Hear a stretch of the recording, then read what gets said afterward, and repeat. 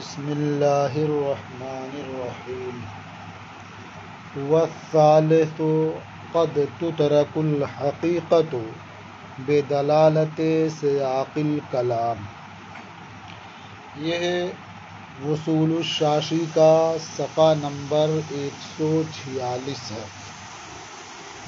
اور کتاب اللہ سے متعلق جو بحث ہے اس کی یہ 8ویں فصل جاری ہے۔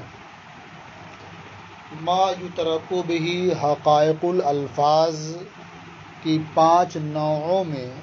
تیسری نوع یہ ہے کہ کبھی سیاق کلام کی دلالت کی وجہ سے حقیقت متروک ہوتی ہے۔ سیاق کلام سے مراد یہاں یہ ہے کہ کلام سے پہلے یا کلام کے بعد کوئی ایسا لفظ آ جائے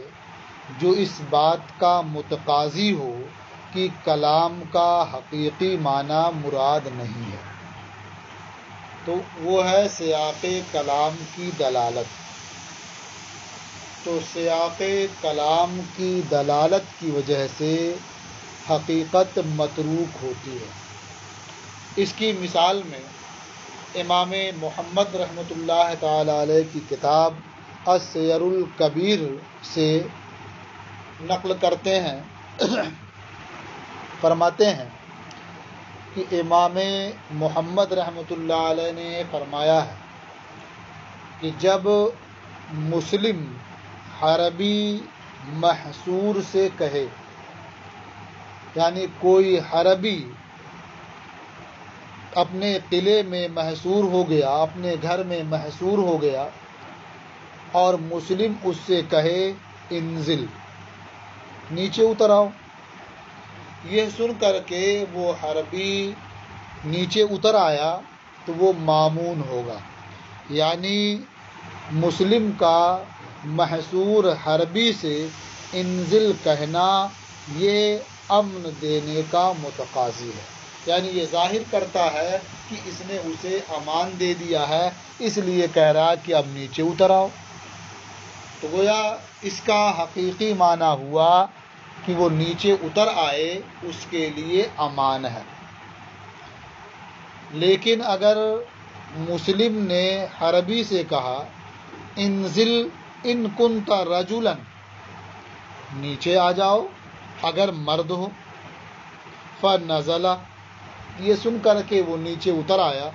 لا یکون آمنا، تو وہ امان والا نہیں ہوگا، وہ مامون نہیں ہوگا۔ اب دیکھیے مثال اس میں جو اصل ہے وہ یہ دوسرا قول ہے انزل ان کنت رجلا، اور جو پہلا انزل ہے وہ صرف یہ بتانے کے لیے ہے کہ اس کی حقیقت یہ ہے کہ اگر وہ اتر آئے تو مامون ہوگا، لیکن اسی کلام کے ساتھ ان کنتا رجلن بھی آ گیا، جڑ گیا، تو انزل گویا یہ کلام ہوا اس کا، اور اسی کے ساتھ ان کنتا رجلن بعد میں آ گیا، تو اس کا تقاضا یہ ہوا کہ یہاں معنی حقیقی مراد نہ ہو، یعنی انزل یہ اس لیے نہیں ہے کہ اتر آؤ تمہیں امان ہے، بلکہ یہ اب اس لیے ہوا کہ اگر تم میں ہمت ہے، تم میں بہادری ہے تو اترو، پھر دیکھو کیا ہوتا ہے۔ اور ان کنتا رجلن، اگر تو مرد ہے، اس کا یہ مطلب نہیں ہے کہ اگر عورت ہے تو نہ اترو، مرد ہو تو اترو، بلکہ یہ تو ظاہر ہے کہ وہ مرد ہے۔ یہاں ان کنتا رجلن یہ تہدید کے لیے ہے، یہ دھمکی کے لیے ہے، تہدید کے لیے ہے، توبیخ کے لیے ہے کہ اگر تم میں جرأت ہے، تم میں بہادری ہے، کامل مردانگی ہے، شجاعت ہے تو نیچے اترو۔ تو یہ ہے ان کنتا رجلن کہہ دینا، یہ اس بات کا متقاضی ہوا کہ انزل کہنا یہ اترنے کے لیے نہیں ہے، امان دینے کے لیے نہیں ہے کہ تیرے لیے امان ہے اتر آؤ، بلکہ یہ تہدید اور توبیخ کے لیے ہے۔ تو یہ ہے سیاق کلام جس کی بنیاد پر حقیقت متروک ہوتی ہے، یعنی اگر صرف انزل کہتا اور وہ حربی اتر آتا تو وہ مامون ہوتا، اس کے لیے امان ہوتی، لیکن اس کے ساتھ ایک کلمہ اور آ گیا اس کے بعد ان کنتا رجلن، تو اس کی دلالت اس بات پر ہوئی کہ یہاں انزل یہ اتر کہہ کر کے وہ اس کو امان نہیں دے رہا ہے، بلکہ یہ دھمکی دے رہا ہے، اس کے لیے توبیخ ہے یہ۔ اذا قال المسلم للحربی والثالث قد تطرق الحقیقت بدلالت سیاق الکلام، اور تیسری نوع یہ ہے کہ کبھی حقیقت متروک ہوتی ہے سیاق کلام کی دلالت سے، یعنی کلام کے پہلے یا کلام کے بعد میں کسی ایسے لفظ کے آ جانے سے جو اس بات کا تقاضا کرے کہ حقیقت یہاں مراد نہیں ہے، تو حقیقت متروک ہوتی ہے۔ قال فی السیر الکبیر، امام محمد رحمۃ اللہ تعالی علیہ نے اپنی کتاب السیر الکبیر میں فرمایا، اذا قال المسلم للحربی انزل فنزل کان آمنا، جب مسلمان حربی سے کہے، یعنی اس حربی سے جو اپنے گھر میں یا قلعے میں محصور ہے، کہے انزل نیچے اتر آؤ، فنزل کان آمنا، یہ سن کر کے وہ حربی نیچے اتر آئے تو وہ مامون ہوگا، امان والا ہوگا۔ ولو قال انزل ان کنت رجلا، اور اگر مسلم نے حربی محصور سے کہا نیچے آ جاؤ اگر تم مرد ہو، فنزل لا یکون آمنا، یہ سن کر کے وہ حربی نیچے اتر آیا تو وہ مامون نہیں ہوگا، امان والا نہیں ہوگا۔ تو یہاں دو کلمہ الگ الگ پیش کیا ہے۔ انزل جو پہلے دیا ہے یہ اس بات کو بتانے کے لیے کہ یہ حقیقت ہے، اور انزل ان کنتا رجلن یہ اصل مثال ہے سیاق کلام کی دلالت سے حقیقت کے متروک ہونے کی، کہ ان کنتا رجلن یہ کلام کے بعد آ گیا جس کا تقاضا یہ ہوا کہ یہاں حقیقت مراد نہ ہو، اور یہ مجازن توبیخ ہو۔ دوسری مثال، ولو قال الحربی الامان الامان، اور اگر حربی نے مسلم سے کہا مجھے امان دو یا میں امان چاہتا ہوں، فقال المسلم الامان الامان، تو مسلم نے اس کے جواب میں کہا الامان، کہ میں نے تجھے امان دی یا تیرے لیے امان ہے، کانا آمنن، تو وہ مامون ہوگا، امان والا ہوگا۔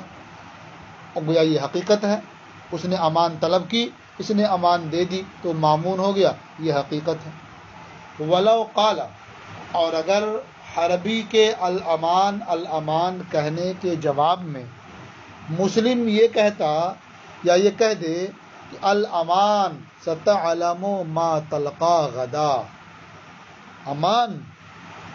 عنقریب تم جان لو گے کل جس سے تمہارا سامنا ہوگا،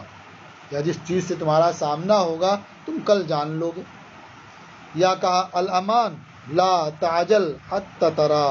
امان جلدی مت کرو، یعنی امان کی بات کرتے ہو جلدی مت کرو یہاں تک کہ تم دیکھ لو۔ فنزل لا یکون آمنا، یہ سن کر کے حربی نیچے اتر آیا تو حربی مامون نہیں ہوگا۔ تو یہاں ستعلم ما تلقا غدن یہ آ گیا کلام کے آخر میں،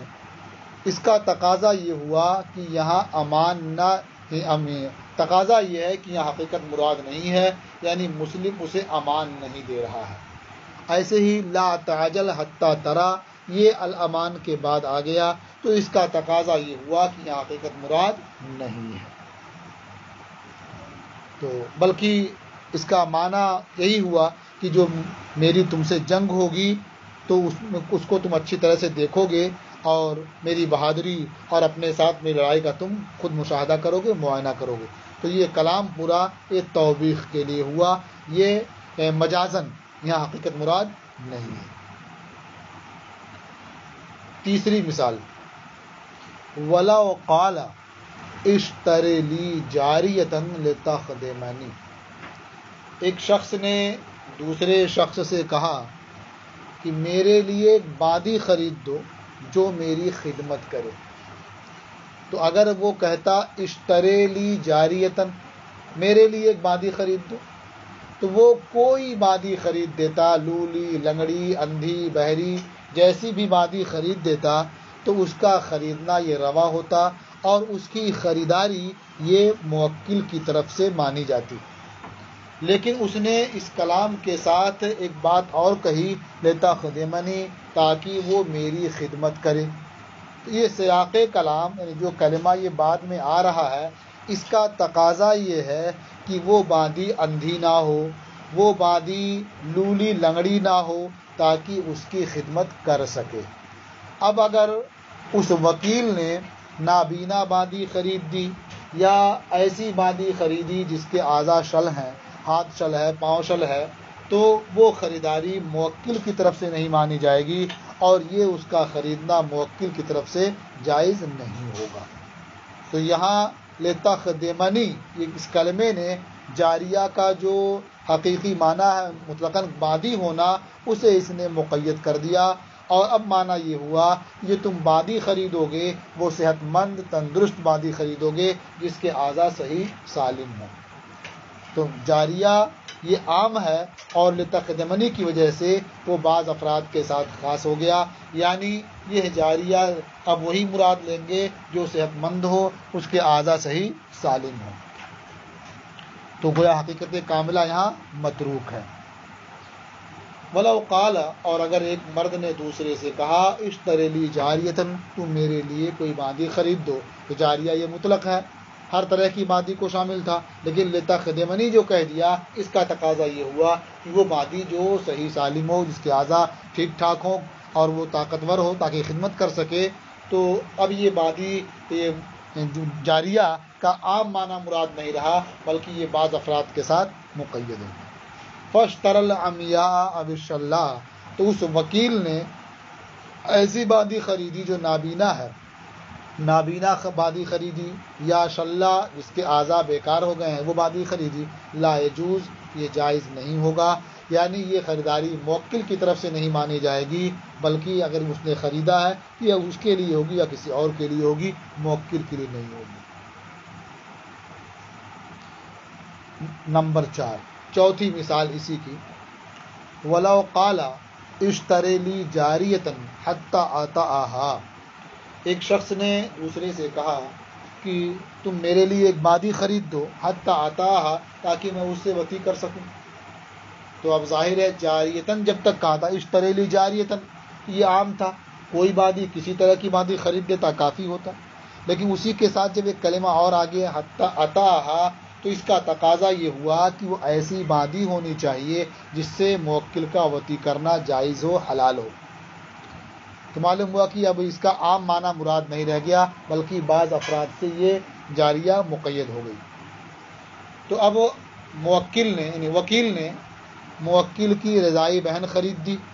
تو اب یہ خریداری موکل کی طرف سے نہیں مانی جائے گی، کیونکہ موکل نے جس کے لیے کہا تھا وہ ایسی بادی ہونی چاہیے تھی جس سے وطی کرنا حلال ہو، اور رضائی بہن جو اس کی ہے اسے خرید دیا تو اسے وطی کرنا حلال نہیں ہے، لہذا وہ خریداری موکل کی طرف سے نہیں مانی جائے گی. تو یہاں جاریہ کی جو حقیقت ہے وہ متروک ہے حتی آتاہا کی وجہ سے، جو سیاق کلام ہے. اور اگر ایک مرد نے دوسرے سے کہا اشتری لی جاریتن حتی آتاہا، تم میرے لیے ایک بادی خریدو جس سے میں وطی کر سکوں. فاشتری اختہ من الرضاء، تو وکیل نے موکل کی رضائی بہن کو خرید لیا. لا یکون عن الموکل، یہ خریداری موکل کی طرف سے نہیں ہوگی. ایک اور مثال اسی کی فرماتے ہیں، وعلی ھذا قلنا فی قولہ علیہ السلام، اور اسی بنیاد پر یعنی سیاق کلام کی دلالت سے حقیقت متروک ہوتی ہے، اسی بنیاد پر ہم نے نبی کریم علیہ السلام کے ارشاد میں کہا. ارشاد کیا ہے؟ حضور نے ارشاد فرمایا، اذا وقع الذباب فی طعام احدکم، جب تم میں سے کسی کے کھانے میں مکھی گر جائے، فامقلوہ، تو اس مکھی کو ڈبا دو، ثم انقلوہ، پھر اسے کھانے سے نکال کر باہر کر دو. اب ایسا ڈبونے اور نکال کر باہر کرنے دونوں کا حکم کیوں دیا گیا؟ اس کی وجہ فَإِنَّ فِي إِحْدَى جَنَاحَيْهِ دَاءً، کیونکہ مکھی کے ایک پر میں یہ بیماری ہے، وَفِي الْأُخْرَى دَوَاءً،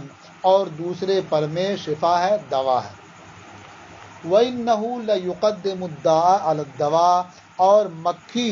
دا کو دوا پر مقدم رکھتی ہے، یعنی جس پر میں بیماری ہے اسے پہلے ڈبوتی ہے، اور جس پر میں شفا ہے اس کے ڈوبنے کی باری بعد میں آتی ہے۔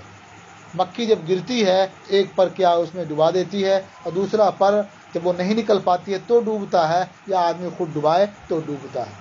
تو مکھی دا کو، یعنی اس پر کو جس میں بیماری ہے یہ مقدم رکھتی ہے اس پر جس میں دوا ہے، شفا ہے۔ تو اب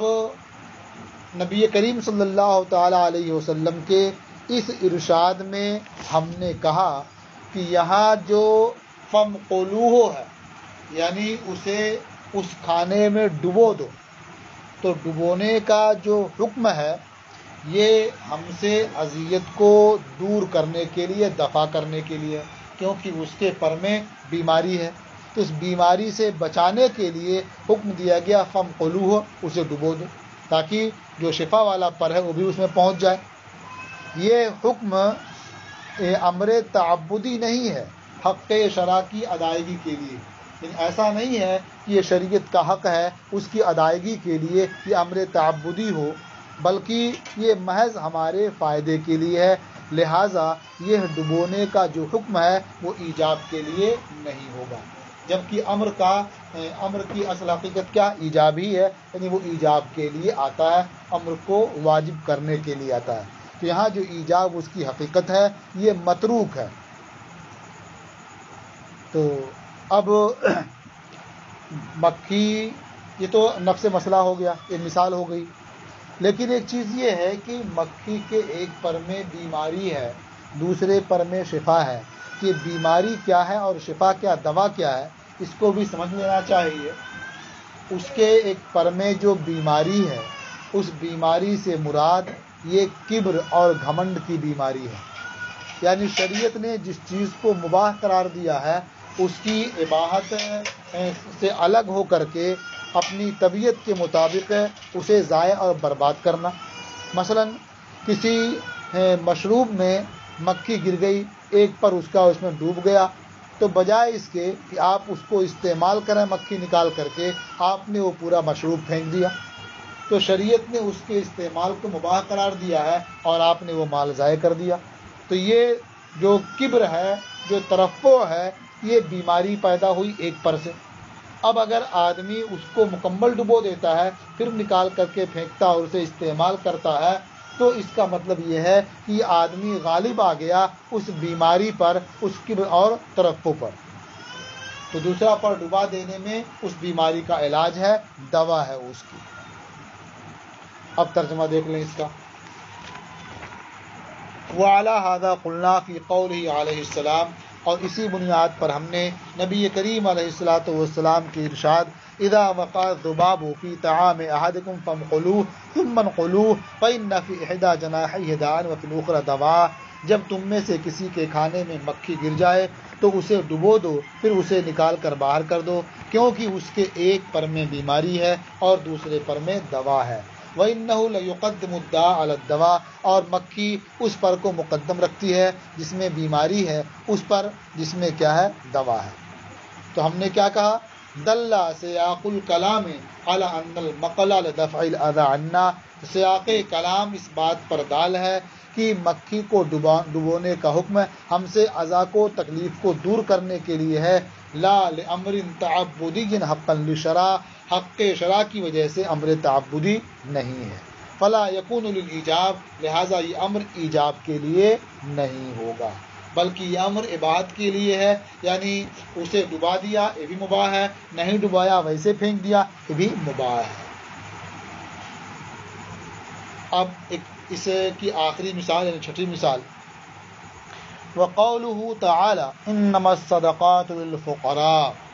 اور اللہ تعالیٰ کا ارشاد کہ صدقات فقراء ہی کے لیے ہیں۔ عقیبہ قولہ تعالی، اللہ تعالیٰ کے ارشاد وَمِنْهُمْ مَنْ يَلْمِزُكَ فِي الصَّدَقَاتِ کے بعد معاملہ کیا ہے کہ اللہ تعالیٰ نے ارشاد فرمایا وَمِنْهُمْ مَنْ يَلْمِزُكَ فِي الصَّدَقَاتِ فَإِنْ أُوتُوا مِنْهَا رَضُوا وَإِنْ لَمْ يُعْطَوْا مِنْهَا إِذَا هُمْ يَسْخَطُونَ، یعنی منافقین میں کوئی وہ ہے کہ صدقے بانٹنے میں تم پر طعن کرتا ہے، یلمزُکَ فی الصدقات، صدقے تقسیم کرنے میں بانٹنے میں تم پر طعن کرتا ہے، تو اگر ان میں سے کچھ ملے تو راضی ہو جائیں، فَإِنْ أُوتُوا مِنْهَا، تو اگر انہیں صدقات میں سے زکوٰۃ میں سے کچھ دے دیا جائے رضوا، تو وہ راضی ہو جائیں، وَإِنْ لَمْ يُعْطَوْا مِنْهَا، اور اگر انہیں اس میں صدقات میں سے کچھ نہ دیا جائے جبھی تو وہ ناراض رہتے ہیں۔ تو اب اس قول کے بعد اللہ تعالیٰ نے ارشاد فرمایا انما الصدقات للفقراء والمساکین والعاملین علیہا والمؤلفۃ قلوبہم وفی الرقاب والغارمین وفی سبیل اللہ وابن السبیل فریضۃ من اللہ واللہ علیم حکیم۔ تو اس میں زکوٰۃ کنہیں دینی ہے وہ مصارف بیان کر دیے گئے کہ فقراء کے لیے ہے، مساکین کے لیے ہے، صدقات وصول کرنے والوں کے لیے ہے، یہ ان لوگوں کے لیے جن کے دلوں کو اسلام سے الفت دی جائے، اور گردن چھڑانے میں ہے، قرض داروں کو دے سکتے ہیں، اللہ کی راہ میں دے سکتے ہیں، اور مسافر کو دے سکتے ہیں۔ تو یہ 8 مصارف بیان کر دیے گئے۔ تو منافقین کے اعتراض اور طعن کا ذکر کرنے کے بعد مصارف کا بیان یہ اس بات پر دلیل ہے کہ اصناف کا جو ذکر ہوا ہے یہ صدقات سے منافقین کی طمع کو، لالچ کو قطع کرنے کے لیے، ختم کرنے کے لیے ہے۔ یعنی جو مصارف بیان کیے گئے ہیں وہ اس لیے تاکہ یہ منافقین جو صدقات میں سے پانے کی امیدیں رکھتے ہیں وہ امید ختم ہو جائے اور انہیں معلوم ہو جائے کہ ہم اس کے مصرف نہیں ہیں، لہذا ہمیں یہ مال نہیں مل سکتا ہے۔ تو مصارف کا بیان جو ہوا ہے وہ صدقات سے منافقین کی امید کو قطع کرنے کے لیے، ختم کرنے کے لیے ہے۔ لہذا اگر کوئی شخص ان مصارف میں سے کسی ایک ہی مصرف میں اپنی زکوٰۃ پوری خرچ کر دیتا ہے، جب بھی اس کی زکوٰۃ ادا ہو جائے گی، ہر ایک کو دینا یہ ضروری نہیں ہے،